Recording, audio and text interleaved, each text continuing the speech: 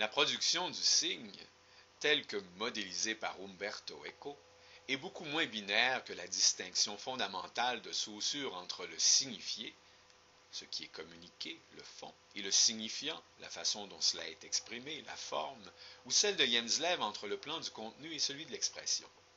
Le signe, qu'il soit non littéraire ou littéraire, se construit par des interrelations entre 4 dimensions structurales.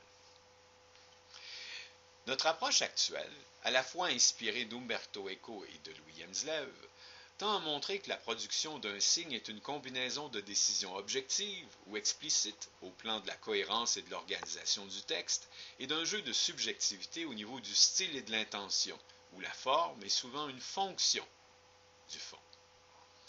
Examinons ensemble un beau cas, extrait du roman Le dernier jour d'un condamné de Victor Hugo. Chaque jour, chaque heure, chaque minute avait son idée. Une horrible, une sanglante, une implacable idée, condamnée à mort. Au moins 3 interventions ou transformations de l'ordre du style sont apparentes dans cet extrait. Premièrement, pour rendre vraisemblable et reconnaissable son propos, Victor Hugo utilise le quantificateur universel « chaque » et le quantificateur existentiel et article indéfini « une ».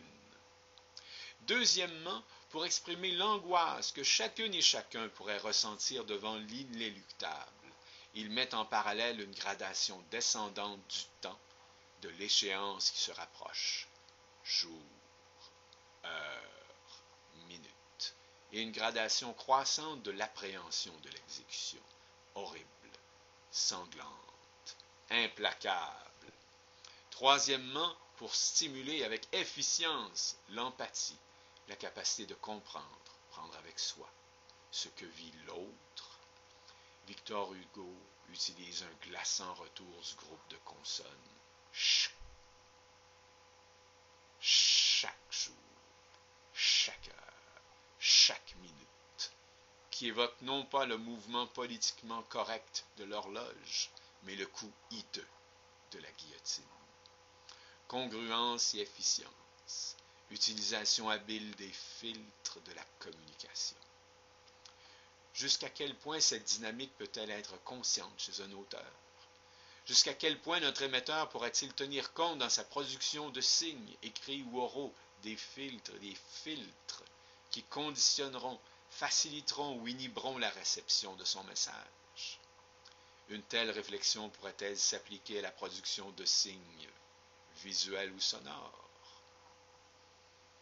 La suite, non pas au prochain épisode, mais dans une prochaine chronique portant sur l'hommage à Rosa Luxembourg de Jean-Paul Riopelle.